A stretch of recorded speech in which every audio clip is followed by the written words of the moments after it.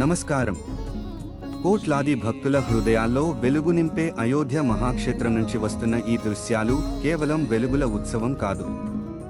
ఇది సనాతన ధర్మం, భక్తి మరియు విశ్వాసం. ప్రతి సంవత్సరం దీపావళి వేడుకల్లో అయోధ్యలోని సరయూ తీరాలు ఈ పవిత్ర భూమిని భూమిపై స్వర్గంగా మారుస్తాయి. ఈ ఏడాది దీపోత్సవం ఒక అపూర్వమైన ఘట్టం.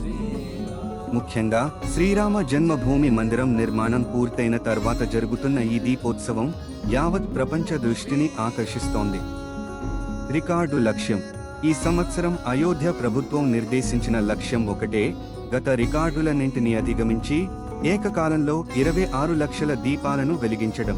ఈ సంఖ్య ఒక రికార్డు మాత్రమే కాదు, భారత్ యొక్క ఆధ్యాత్మిక బలాన్ని, సాంస్కృతిక వైభవాన్ని ప్రతిబింబిస్తుంది. ఈ మహాయజ్ఞాన్ని విజయవంతం చేయడానికి జరిగిన సన్నాహాలు నిజంగా అద్భుతం. 56 పుణ్య ఘాట్లు ఈ దీపాలను వెలిగించడానికి ఎంచుకున్న ప్రాంతాలు. వీటిలో ముఖ్యంగా రామ్ కీ పాఢీ వద్ద మాత్రమే దాదాపు 16 లక్షల దీపాలు వెలిగించబడ్డాయి. 33,000 మంది వాలంటీర్లు, విద్యార్థులు, యువకులు, సామాజిక కార్యకర్తలు, ఇలా 33,000 మందికి పైగా వాలంటీర్లు అహర్నిశలు శ్రమించి ఈ భారీ ఏర్పాట్లను పక్కా ప్రణాళికతో నిర్వహించారు. దీపాలను వెలిగించడానికి దాదాపు 73,000 లీటర్ల నూనె మరియు 55 లక్షలకు పైగా పొట్టు, కాటన్ విక్స్ వినియోగించబడ్డాయి. ఈ భారీ వినియోగం దీపోత్సవ నిర్వహణ స్థాయిని తెలియజేస్తోంది.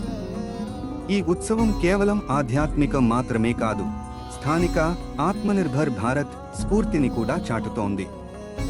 ఈ దీపాలను తయారు చేసి సరఫరా చేసిన కుంభార్, కుమ్మరి కుటుంబాలు మరియు స్థానిక మహిళా స్వయం సహాయక సంఘాలు తమ కళకు తగిన గుర్తింపు పొందడమే కాక అయోధ్య స్థానిక ఆర్థిక వ్యవస్థకు ఈ ఉత్సవం ద్వారా కోట్లాది రూపాయల జీవనాడిని అందించాయి.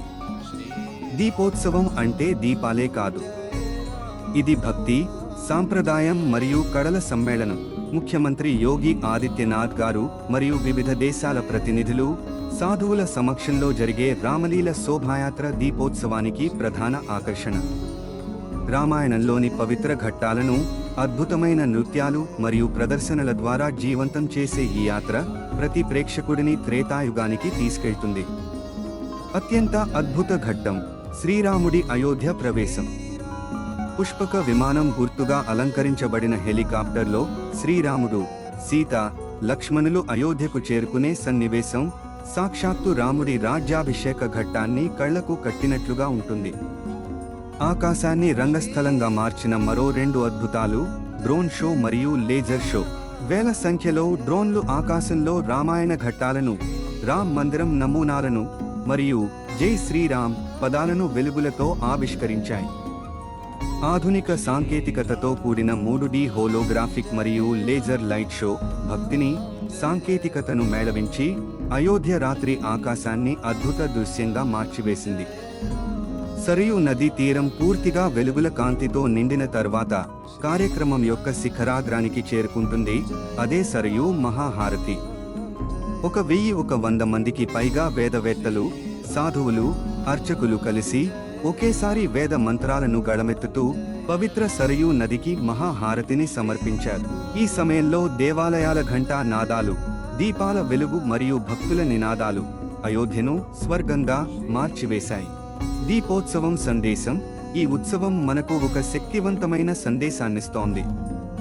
దీపావళి పండుగ యొక్క అంతరార్థం చీకట్లపై వెలుగు, అసత్యంపై సత్యం, అజ్ఞానంపై జ్ఞానం సాధించిన విజయానికి ప్రతీకం.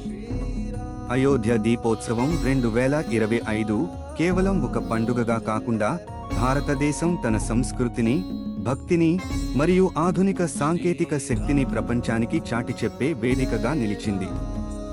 జై శ్రీరామ్. ఈ అద్భుతమైన దీపోత్సవం యొక్క వెలుగు మన హృదయాల్లో కూడా ఎప్పటికీ వెలిగిపోవాలని కోరుకుందాం.